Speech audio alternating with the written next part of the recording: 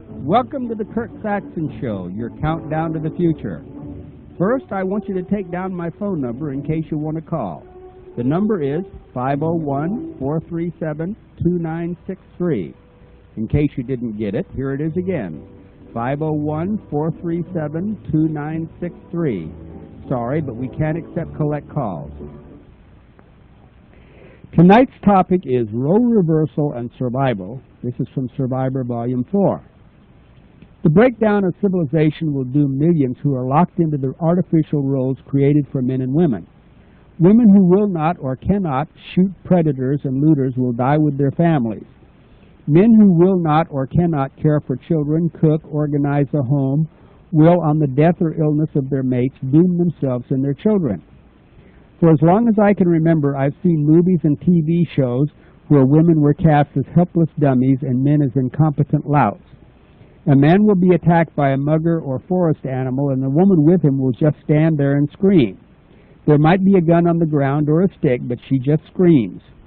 For years, TV situation comedies have shown men as helpless in the face of the simplest household problems. Without a shopping list made out by his wife, a man will buy more of what is not really needed and little, if any, of what is. When the wife gets home from a family visit or something, the house is a mess, the children are filthy and hungry, and the husband is drunk in front of the TV watching football. This sort of foolishness is okay for an occasional movie or TV show, but it is constant and has reinforced the artificial roles imposed on men and women by each other. The man's natural role as protector is legitimate, but if he is overpowered, the woman with him should attack their mutual enemy with whatever comes to hand, even if she has to kick, punch, and bite. The husband should, in cases of the absence or illness of the wife, be able to care for the children and home, at least well enough to keep things in order until her return. For a man to think of homemaking as woman's work is stupid, as is anyone who believes the majority of social occupations are sex-linked. It all started with nature imposing a system which worked very well until brains developed to the point where logic became more efficient than instinct. Throughout the various animal species, nature made most of the females smaller so they could be overwhelmed and impregnated in case they were unwilling. Their small size also made them dependent on the larger males for food and protection, especially when they were tied down by young. Nature imposed several limitations on the male, which makes any ideas of his superiority over females ridiculous. Nature made the male a stud, a provider, and a protector, period. Without the fulfillment of these functions, or at least a camp follower who helped protect the leader's females and young, the male was worthless. Even the studs, upon helping the young pass puberty, were entirely expendable. Furthermore, one good male could service any number of females, so most males were expendable anyway. Also, since their function was simpler and their lives more dangerous, their lifespans were shorter. A female might outlive several mates. Nature didn't care. Nature, usually referred to as she, gave the female the higher purpose, so gave her more endurance, more basic intelligence, and courage. Courage was greater in the female, so she could fight in defense of her young in case the male slunk away to fight another day. Nature was only concerned with the survival of the species. This whole system worked well enough when females were plant gatherers and males were hunters, wandering around in family or small clan units. But as females evolved agriculture and thus created more settled conditions, males began exercising arbitrary authority. It was all right for them to rule females when they were wanderers. After all, the males ranged farther and so knew more about the territory and its dangers than the females could. Therefore, their judgment was superior. But when the clans became more settled, the natural superiority of the females would have, in many cases, caused the males to be driven out after their usefulness was over. So the males invented religions. The males who still hunted and learned to plant and harvest and served as warriors were useful to the tribe, so they still had a place while they were fit. Those who had women knew their place and were tolerated, but those who were old and worthless had to have a hold over the women so they could stay alive. The first religions were magic spells to ensure fertility. The women bought this nonsense because they knew that once they stopped bearing children, they would be worthless also, and therefore be driven out to die. Later, the fertility religions extended to the fertility of the plants and the livestock. This sucked the men in, since if the magic worked, they would have more food with less work. The idea that men invented the first gods rather than women is sound because it takes leisure to invent. Primitive women with children and a mate to care for had little leisure to be spent in contemplation. Also, since they were already fulfilled, they would have had little incentive to petition unseen forces for more drudgery. Old and barren females wouldn't have invented gods, since the people would have demanded their own success as proof before accepting their fertility gods. But since the useless old men weren't expected to bear children, they could con women who were supposedly past childbearing into believing that an otherwise unexpected pregnancy was the gift of the old man's god. As such religions became established, old women could stay alive by serving the gods. So it is evident that religion was invented by doomed males and maintained by hopeful females and useless old crones. The above is not my theory. It runs all through the books on archaeology which describe fertility religions. Such books also describe hunting gods, undoubtedly invented by old men who couldn't hunt, for younger men who had pretty well exhausted the game in their territory. As people learned where babies came from, the effect of seasons and weather on crops, and the animals became domesticated, the old men just enlarged their gods. Also, they gave them a sex change and made them male. Of course, many of the true female fertility gods, such as Isis, hung in there pretty big for a while, but most of them were reduced to haunting small temples officiated by losers. As societies grew and surplus populations developed, the losers were ripe for ideas of male gods helping them in their wars of conquest. So priesthoods thrived, serving the gods of every nation, increasingly male and also increasingly anti-female. Females became increasingly inferior, fit only for childbearing, and the more children, the better. Farmhands, builders, and warriors were wanted. Sons, sons, sons. Since sons were the most valued social commodity, women were not to concern themselves with thinking. It is not really surprising that women went along with all this. Basically conservative, they supported any system which seemed to work. And it did work, for as they bore sons, they were respected and cared for. The luckier ones, those whose husbands were rich farmers, builders, and officers, were showered with jewels and finery. Even those women not so lucky wanted sons to work the land besides their husbands and to care for them in their old age. This has resulted in the terrible surplus population in the Third World. By the 19th century, developments in agriculture, industry, and weaponry greatly decreased the need for sons. But the pattern has been set. Even though only a small percentage of the male population was required for agriculture, industry, or war, women kept bearing more children than their families needed to continue their lines. The surplus farm workers drifted to the cities, adding to an already glutted workforce. Wages plummeted. Slums evolved where crime increased.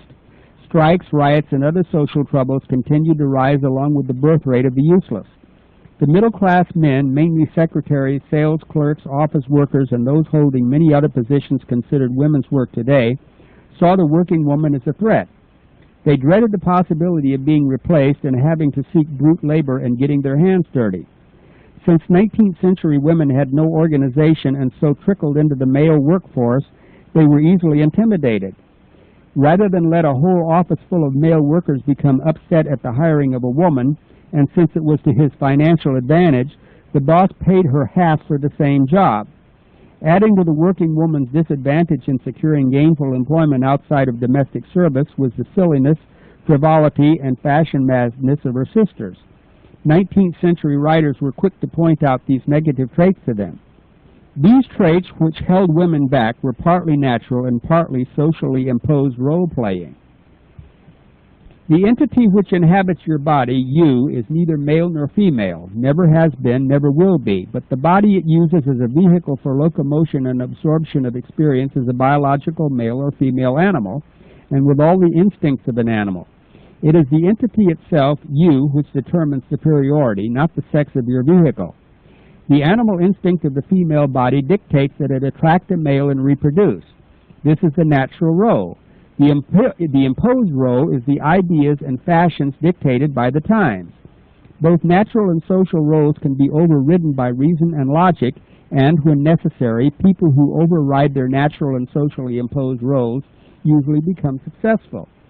If they can't escape the roles, they become the proletariat of the world, the studs and brood sows which die with every civilization that falls. Cultural advancement evolved as women overrode their natural and imposed roles and entered the work areas formerly restricted to men. By the time women took over the offices, middle-class men had educated themselves to qualify for higher positions in management, science, medicine, etc. More and more useless babies were born in the meantime, so there were always more job seekers than jobs. Thus, women continued to be opposed or underpaid in labor and the professions to this day. If women would recognize their natural roles, yet educate themselves properly, they could successfully compete for any suitable job without losing their femininity. Too many excellent women have mistakenly chosen careers over motherhood. They could have both and be far more fulfilled. The ideal situation would be for women to marry the best men available and have 2 or 3 children while in their late teens. Then, when their children were 6 or 7, the mothers would still have plenty of time to fit themselves for the highest professions they could aspire to. Whereas the female has the natural role of childbearer, the male has the natural role of protector. The only jobs I would discourage women from would be those of combat personnel, police, and firemen. Strength and size is the prime detriment. However, I would encourage combat training for home and even the National Guard. Resentment towards women in career roles as protectors is partly due to the male's deep-seated revulsion towards scarred females. A while back, I saw cute little Linda Pearl play a West Point plebe. Despite her character's efforts, I didn't share her success. A battle-scarred male may be sexy to women, but imagine Linda Pearl coming home from war with a breast shot off, an artificial leg due to a landmine, and an eye patch because of a bit of shrapnel. Hardly a turn-on. But aside from this, socially imposed roles should either be dropped or experimentally reversed as survival training. It's too late for the majority. There just isn't time. Women activists have wasted too much time quibbling over women's rights instead of fighting their competitors, the brainless brood sows flooding the world with useless children. This surplus itself causes a competition. As long as there are more people than jobs, women will always have to take second place at lower pay. The answer to sexual discrimination as well as unemployment and nearly every other evil in our society leading to its death is the enforced sterilization of inferiors.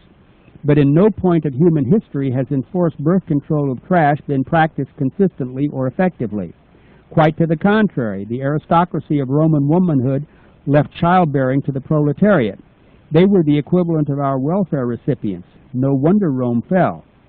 During the following Dark Ages, the better people were either enlisted into the church as priests or nuns, thereby removing them from the gene pool, or burned at the stake as witches. The lowest classes were allowed to breed like rats and lived as serfs or were conscripted into the armies as foot support for the knights and nobility.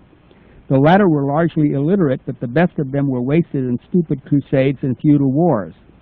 By the time of the Renaissance, largely brought about by the Protestant revolt against the suppressive Catholic Church, thinking men were allowed to express themselves.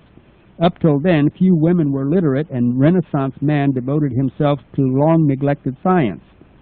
By the time of the Industrial Revolution, women and children were recognized only as drudges in sweatshops, factories, and mills, doing maddeningly repetitive labor.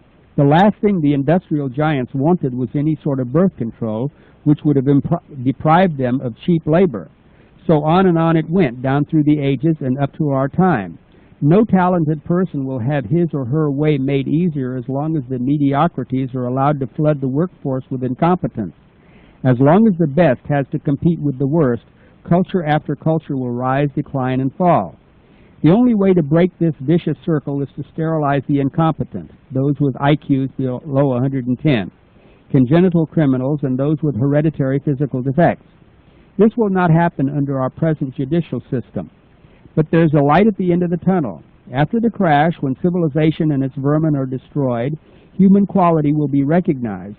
In general, only the best will survive. Those who make it through by dumb luck or help from their betters will be recognized as the inferiors they are. They will finally be seen as unfit to bear or care for the future citizens. Then there will be no sex discrimination. Childbearing will be a status symbol, and women will have their choice of professions, since there will be no surplus population to cause competition between the sexes. In the meantime, parents should encourage their boys and girls to take all the home economics and shop work classes. That way, both sexes would know how to run a home and work with machinery. Then not only would both sexes be better fitted for survival, but the myth of male superiority would be finished to the benefit of both sexes. While there is still time, men should learn from their wives all they can about child care, cooking, food preserving, and all the homemaker's arts. Women should learn all about running machinery that their husbands can teach them. They should also learn how to shoot and develop the attitudes which will help them shoot when the time comes. Okay, here I am again. The phone number is 501-437-2963. And the mailing address for the $10 introductory packet is P.O. Box 95, Alpena, Arkansas, 726, what is it? 72611. I forgot my own zip code. And anyway, for $10, you'll get a sample copy of U.S. Militia, the only magazine for community defense, Shoestring Entrepreneur, and the David Koresh Last Testament. Hello, Kurt here. Yeah, Kurt, Bob in New York. Hi, Bob. Yeah, you're talking about survival. Mm-hmm. And I just thought when and if we get into a shootout, with whoever, some people are going to probably need ozone. That's a cure for all kinds of diseases, and also for what the heck was it? The gangrene. If that's a battlefield ailment. Well, how do you get ozone? Well, I have a videotape that I can, sell for $20 plus $5 for shipping and handling. Well, tell us about it. Well, ozone, this research scientist says that it's a plant physiology, and ozone totally destroys anything that's of a plant matter. Yes. He claims that cancer and AIDS and a lot of these other diseases, most of them are plant physiology. Yes. And he proved this. He put on a pair of latex gloves, and he took some of the ozone gas out of the machine. It comes out of a tube.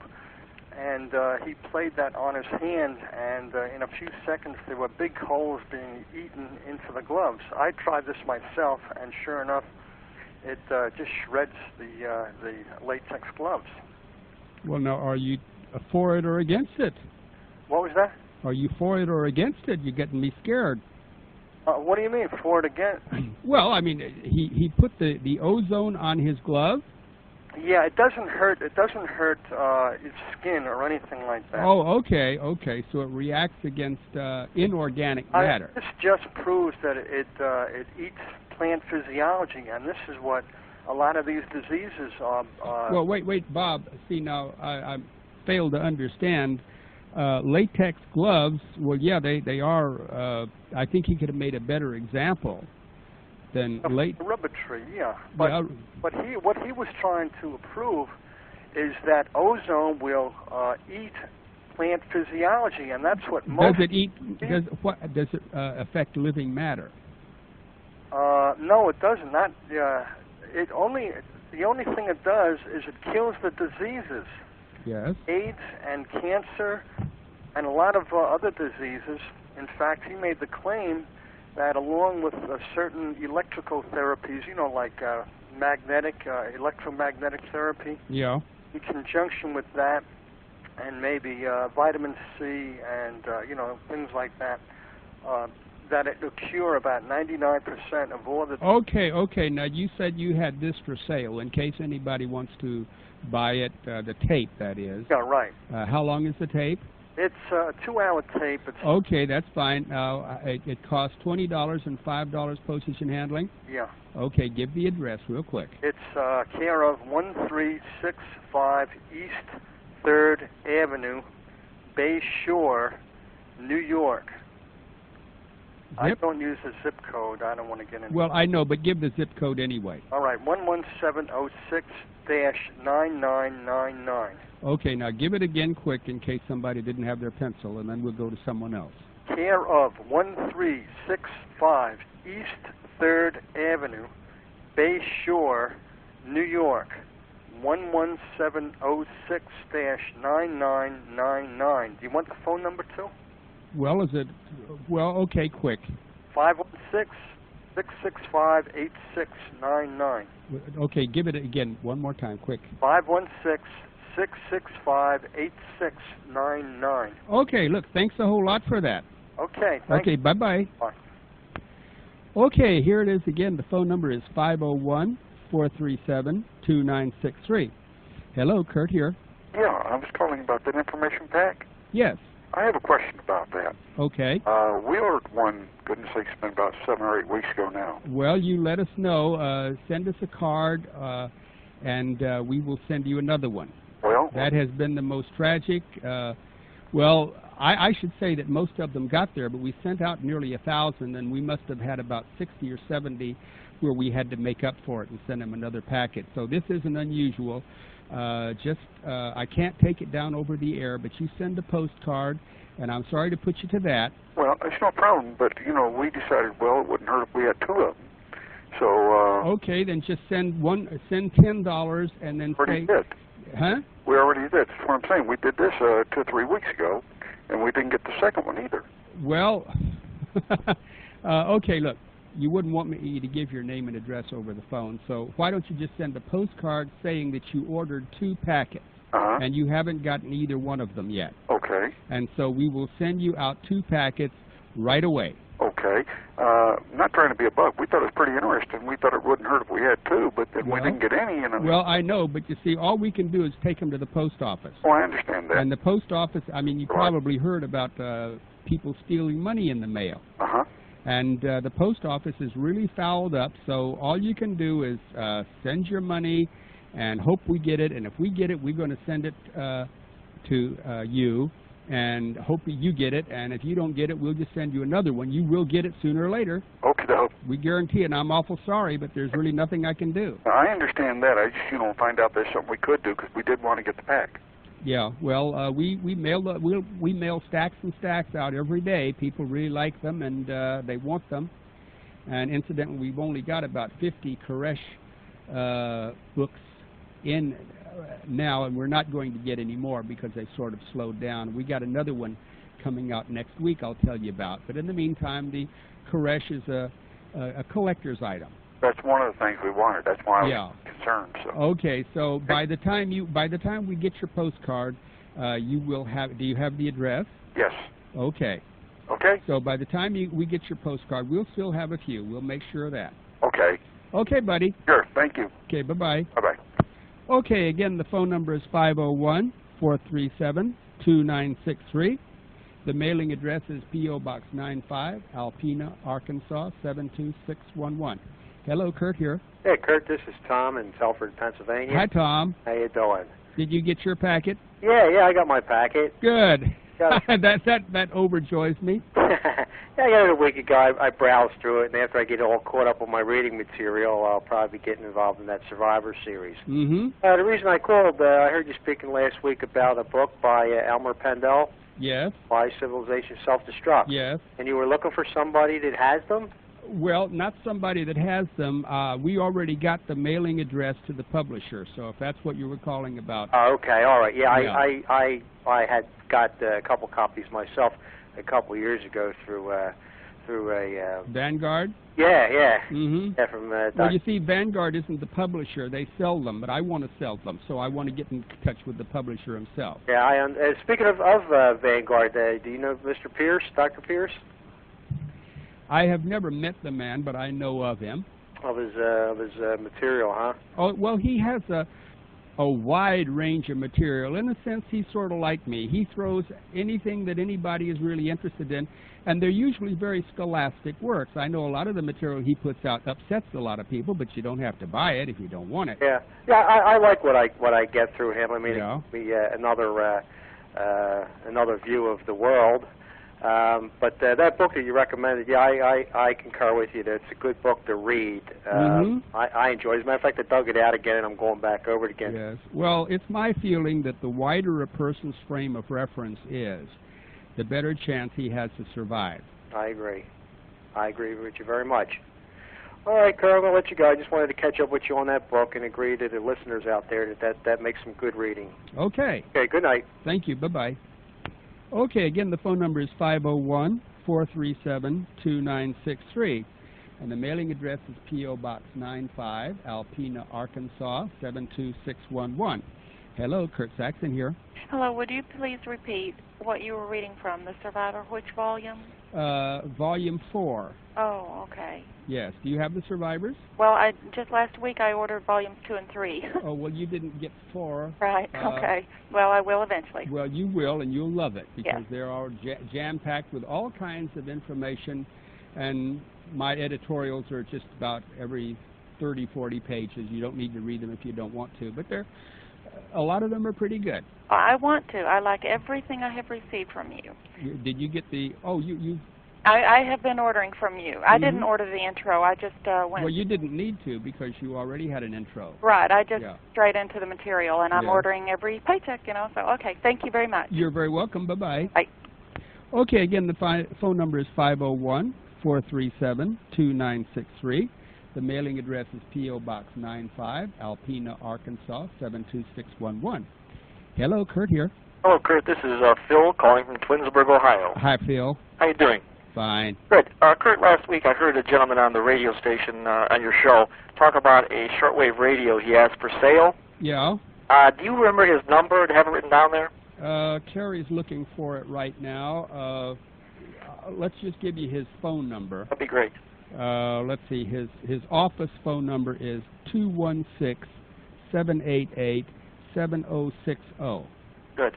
You got that? Yeah, this is about the third time I've heard your show, and I sent for the pack on Monday. Mm-hmm. So I'm trying to get up to speed here as fast as I can regarding what I'm hearing on this station. Well, I think you'll get it a lot quicker than some of the others did, and some of the others I know, since it was sent by bulk mail, then bulk mail isn't returned or anything, and so if a person doesn't get it, well, we don't send it by bulk mail anymore because it's too slow. Also, too much gets lost. It's been, like I said, 50 or 60 out of 1,000. That's too big odds to bother with. That's a lot, yeah. Yeah, so we're going to send it out by book rate from now on. So you think I'll have my kit by next week? Well, let's hope so. Depends on when we get your order. Okay. But we send the orders out every day. All right. So, like I said, all we can do is take them to the post office, and from then on, it's theirs. Okay. Okay, buddy. Thank you. You're welcome. Bye-bye. Okay, then the phone number is 501-437-2963. Mailing address is P.O. Box 95, Alpena, Arkansas, 72611. Hello, Kurt here. Yeah, hello, I'm Todd from Georgia. Yes? I wonder what could be the best survival vehicle. I don't really know, depending on, were you thinking of a bug-out vehicle?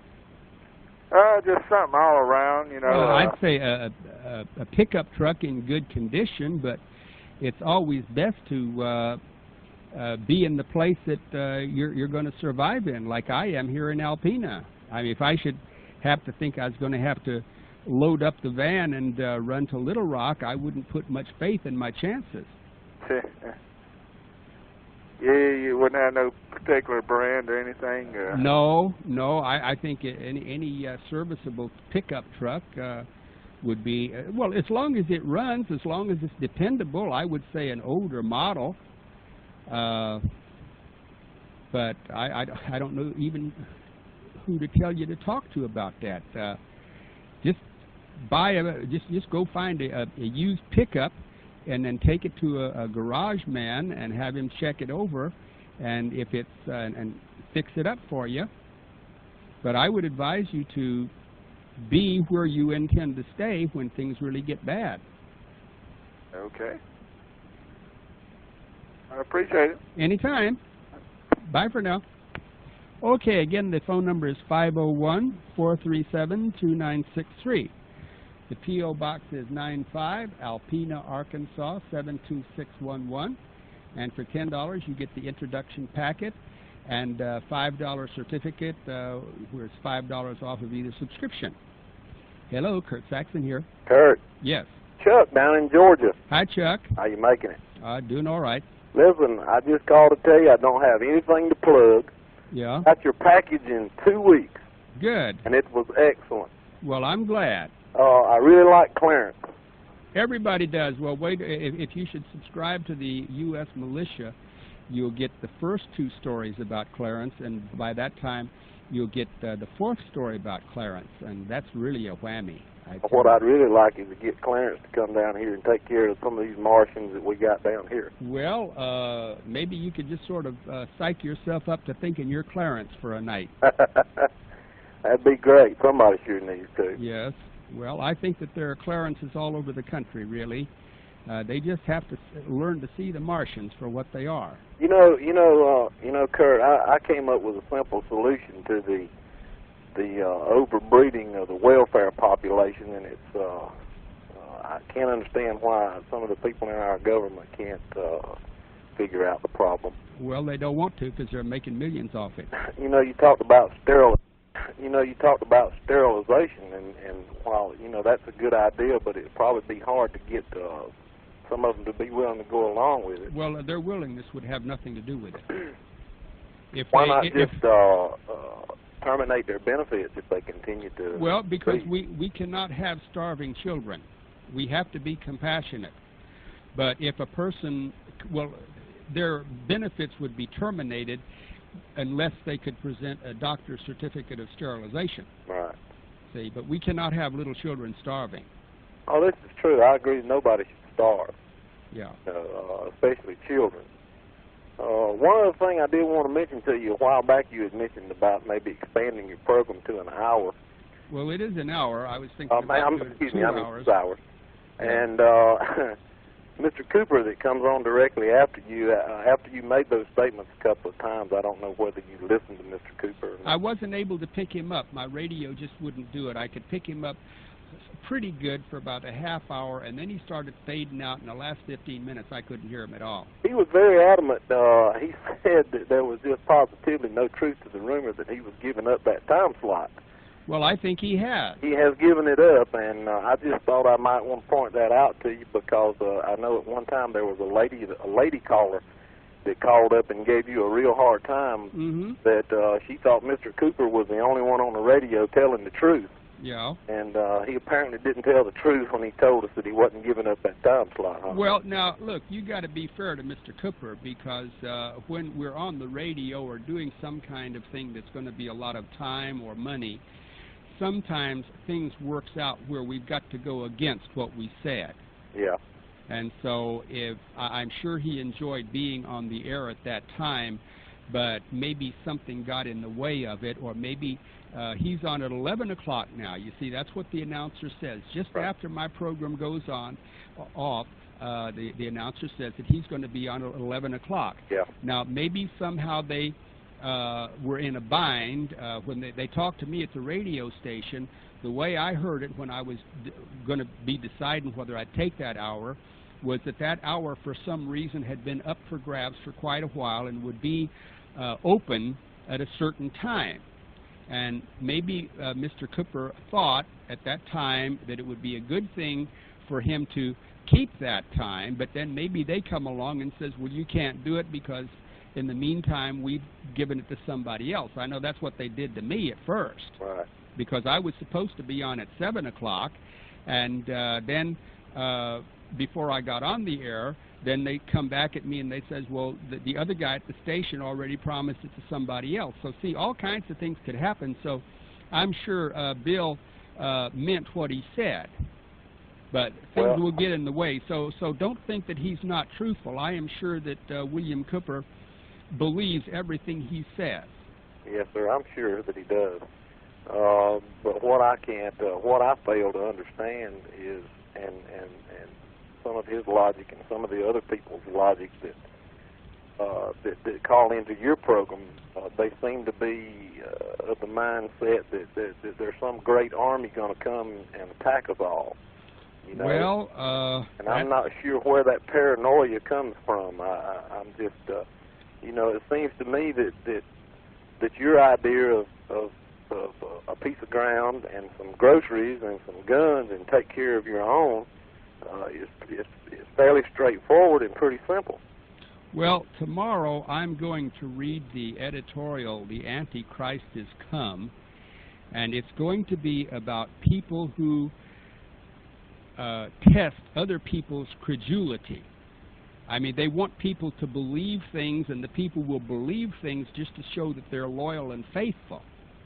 And a lot of times people exercise this overzealous credulity, whereas they want to show the person that they're willing to believe anything, and of course they get sucked in that way. And a lot of people, that's the kind of people you're talking about. Yeah. And they shouldn't do it. They should think. They should never believe anything unless they have really checked it out with several different sources. Like this guy come to visit me yesterday from Louisiana, and I'll tell you, he had that conspiracy theory down pat. He had the Bible going for him. There were 5,000 Russian troops in his part of Louisiana. There were UN troops there. There were flat cars full of Russian army material there. And I finally pinned him down. I said, look, Rocky, have you seen it? And he says, no, but I heard it on the radio. This guy in Louisiana, he says it on the radio. Well, now, why would he believe that? And he kept on talking about he and his friends were all patriots. I'm thinking this. Now, if I'm a patriot and someone tells me that there's 5,000 enemy troops on my territory, I'm going to check it out, and I'm going to do it myself. Exactly. Let's go see. Yes. Yeah. But now, just imagine why he would believe that lying fool on the radio and not go check out his own territory. Now, that's not the kind of patriotism I would call it. No, sir, that's not. I mean, what are these people going to do? They're going to wave the flag as long as nobody sees it. And when they hear that there's Russian troops on the territory, they're going to hide under the bed unless someone would know that they know it, waiting for some day to happen that when they would be inspired to get out from under the bed. That's right. Yeah, I think you're right. I think if it's there, it should be met head on. Well, sure. Well, that I really don't think it's there. I think that's some paranoia that just seems to be spreading and snowballing. Well, a lot of these conspiracy theories just want people to think that they're important, and they sell them this false importance. And like a thing that I've written here about the conspiracy theory, I'll just take a minute to read. The conspiracy theory is a vast body of misinformation peddled to the helpless and the hopeless who aren't confident of surviving the collapse of their system. They believe that all the bad things happening are caused by a group of evil men who, upon exposure by the peddlers of such nonsense, will leave the scene and everything will get back to normal. Does that sound right to you? That's about it. Okay, that's the way they think, but they want to because they're just basically helpless. They talk a great game, but they won't play. Well, I think that your approach is probably the best that I've seen and heard. And well, I appreciate that, and that's what I want it to be, because I'm not going to think for you. I want you to think for yourself, and I'm not going to tell you something that you can't check out for yourself, or that I don't expect you to check out for yourself if it's important. Well, like I say, I received the packet, and I've already ordered some of your books, and I'm looking forward to receiving those. And I'm going to get off now and let somebody else. Okay. But we really enjoy your show, and I rush home from work every evening just to be here in time to listen to it. Well, thank you. Keep up the good work, Kurt. Okay, bye for now. Bye-bye. Okay, again, the phone number is 501-437-2963. The mailing address is P.O. Box 95, Alpena, Arkansas, 72611. And we're on 5.810 megahertz. Hello, Kurt here. Hello, this is Ed in Pennsylvania. Hi, Ed. Hi, I tried to call you a long time. You're tough to get. You're a popular guy. Well, in a way, I'm happy for that, because when we get a dead space, I'm dying. I got a bunch of your survivors a number of years ago, back when they were 11 by 14. They were real big. Yeah. And I got 5 of them. Mm-hmm. And they're a lot of fun. The fictional, the Wheels of Rage, and all that kind of thing. Yeah. But I was wondering, you changed the format or something? Yes, they are now on 8.5 by 11 on bond paper instead of newsprint, and each new volume has 1.5 excuse me, 1.5 times more material than the ones you've got. I've got volumes 1, 2, 3, and 4, and I'm working on volume 5 now. Well, the ones that I have, have they been well, everything or the 3 that you have are subsequent to the previous? Well, yeah, they're the same material, only I added more material to them, see. So it would be worth your while to buy a new set. Yeah. But, of course, now Wheels of Rage won't be in this next volume 5 because I'm reprinting it in U.S. Militia. I like the letters, too. Yes. So the people writing in, they have all their different situations and things. Well, I've left the letters out of the bound volumes. Now, a lot of people don't like that, but there were so many letters that really had nothing to do with anything after a time. Yeah. And we got good letter columns in U.S. Militia and hopefully in Shoestring Entrepreneur. Okay. Now here's a question. I don't know if you had the information offhand, but a couple of weeks ago you had a chemical editorial at the beginning, and where to get it. Now, would that information be in one of your volumes, or well, it would be where to get chemicals. It's let's see, it's The Alchemist. It's a firm in California, a young couple, and they sell chemicals from an ounce to 5 pounds. Of course, if you want to get industrial chemicals, the best thing to do is look in your Thomas Register. Those are the big green books. And I'm familiar. Yeah. That's I got my iodine crystals and my potassium cyanide from them. It cost nearly $500 for 25 pounds, or a little over $400. But you couldn't order that much from The Alchemist. But with The Alchemist, you can order just about anything you want, and they're a very nice couple, and they fill the orders. Could you say their name on the air if you... well, I already did say their name.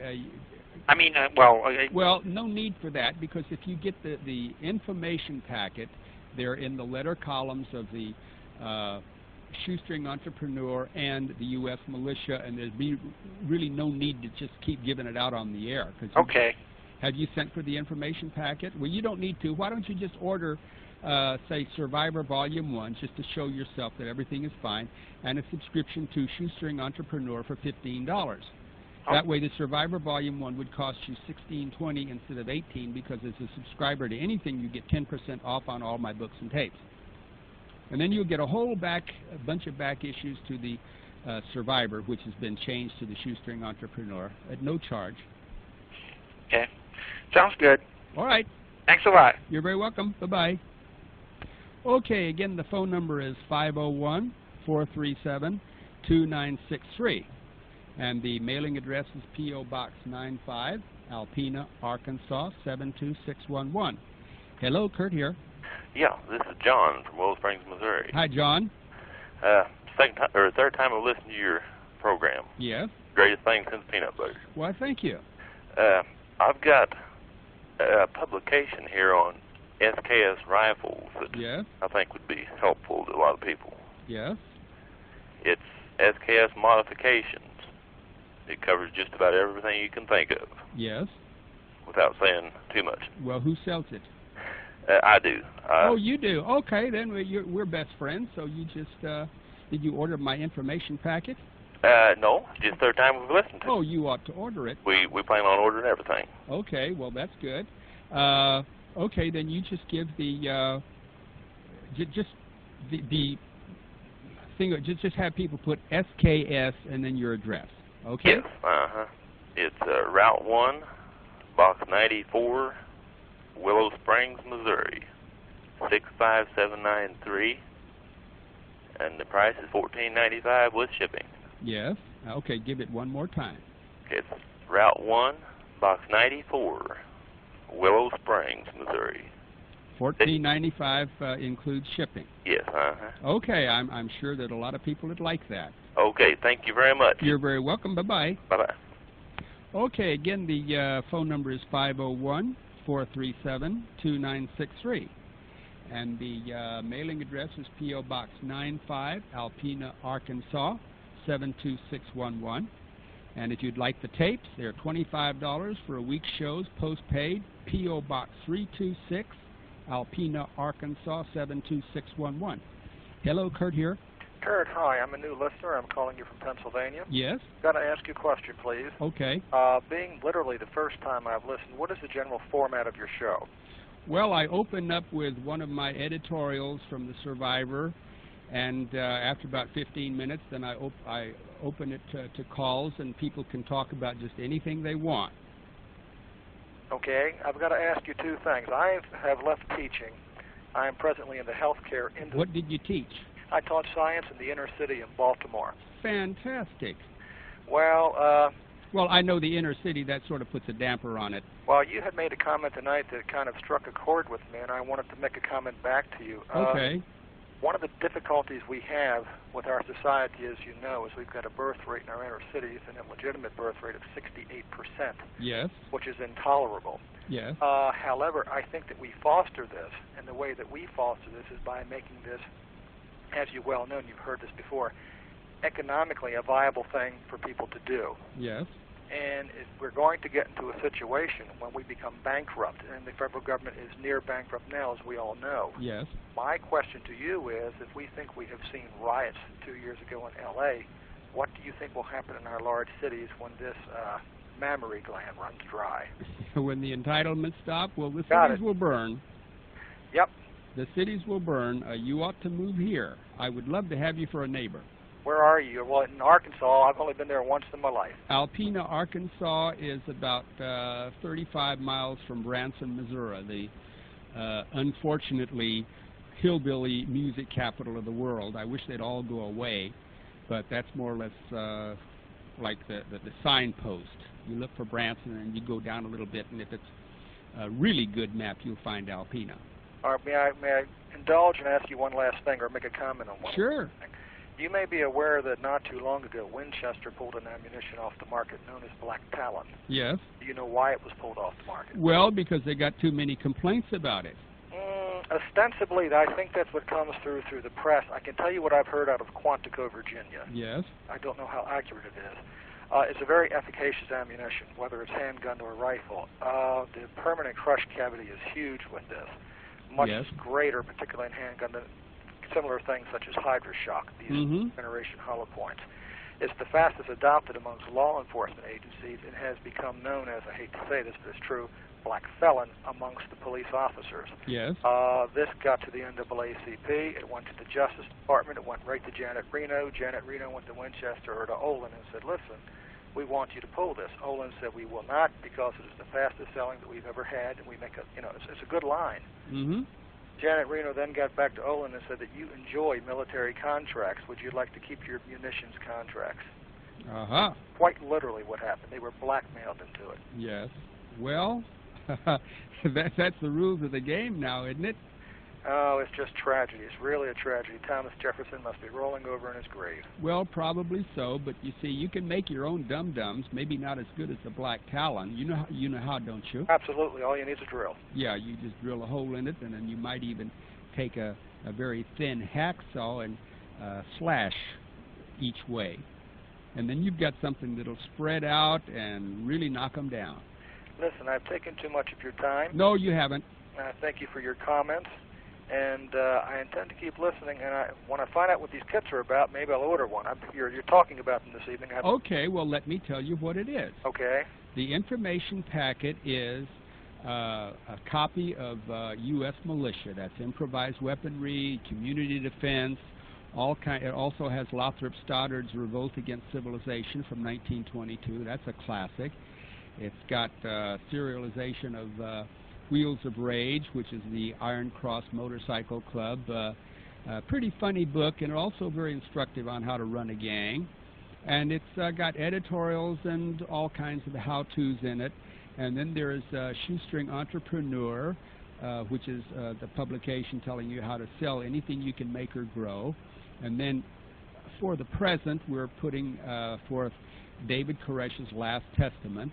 And next week when that runs out, we'll be putting Root Rot, which is shows that Alex Haley's roots was a lie and he was a fraud. But you would, and also if you send $10 for the information packet, then you'll get that, and also that'll be $5 off either subscription, and also their catalogs of all of my books, which are an encyclopedia, like the Poor Man's James Bond, a total encyclopedia of do-it-yourself weaponry, and the 4 present volumes of the Survivor, which is just a complete illustration of how your great-grandparents made everything they used from day to day to use themselves and to sell. It's just the Industrial Revolution from an individual standpoint. You could start an industry in your garage. And there's nobody, even someone in a wheelchair could start his own business from these books. And there's no reason anyone should starve or go hungry or go without the necessities if he has this material. Well, thank you very So much. I think you would really enjoy what you got in the packet, and then you'd look forward to getting the other material from it. It sounds like I would. I think you would, especially since you're a science teacher. A lot of science. Science teacher. I'm now in healthcare, but I don't know what Clinton's going to do. Well, even so, you've still got, what I mainly do is collect 19th and early 20th century science and technology. Mm-hmm. And that would fascinate you. It would be something to put by at a time when you needed it. Also, Granddad's wonderful book of chemistry has it's got the Medical Student's Manual of Chemistry from 1886. That's the Merck Manual. No, it's not. It's better than the Merck Manual. U.S. Rubber Book. No, it's not. It's the Medical Student's Manual of Chemistry. That's the title. Literally the title. Okay. Yes. You'd be fascinated. Any healthcare worker would. A lot of nurses buy the Granddad's wonderful book of chemistry, or nursing personnel, because it's so much easier to learn what they have to learn to pass their tests. That certainly makes good sense. Listen, I don't want to waste too much of your time. Thank you very much for your time, and I'll keep listening, and I'll send for your kit. Okay, thank you for calling. Thank you. Bye-bye. Bye for now. Okay, again, the phone number is 501-437-2963. And the mailing address is P.O. Box 95, Alpena, Arkansas, 72611. Hello, Kurt here. Hello, Kurt. Yes. Yeah, I've been listening to United. I think one of the best things that you do is letting people call in and give addresses and all, you know, help folks, and I really appreciate you doing that. I got your Survivor, and I'm reading that, and that's got a lot of good information. Well, which was that? Well, the Volume 1. Volume 1, sure. Okay, I'm glad of that. Yeah. I was also going to tell the listeners there's a show, there's another program that talks about, like that guy was talking about trucks, you know, what would be a good vehicle. Yeah. You were talking about a truck. Mm-hmm. There's a program that talks about stuff like that, like this guy, you know, says older, like Ford trucks and all, and it's got a lot of stuff he talks about survival. Yeah. Do you mind if I give the? I don't mind at all. Okay. It's on AM now. It's on an AM station, and it's 1510, and I think it's WLAC. Out of where? It comes out of Nashville, but it covers, you know, all the eastern states and a lot of. Who's the man that does it? It's Ben.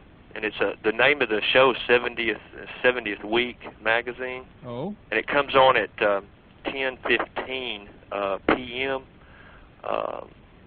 Central. It's Central Time. Okay. But if somebody wants to get a pen, I'll just give it one more time. It's he's got more of a Christian viewpoint on survival, and it's 1510 on the AM dial. Yes. And it's every Wednesday night, so it comes on tonight. Oh, okay, good. So it's every Wednesday night on 1510, and it's WLAC, and it covers 28 states, so people on the East and Gulf Coast should pick it up. But every Wednesday night, 10:15 Central, so it'd be 11:15 on the Eastern time. Okay. It's got some real good stuff on it. I think your listeners would enjoy it. And he talks about, he ties how the Bible ties into all these, the end times and the survival and all. But yeah, well, they had a 2-hour program on ancient prophecies last night. Right, I saw that. I saw it. It was very interesting. Yeah, it was, and he talks about about the end times in the Bible and what Christians need to be doing to prepare and all. So I'd urge the listeners to listen.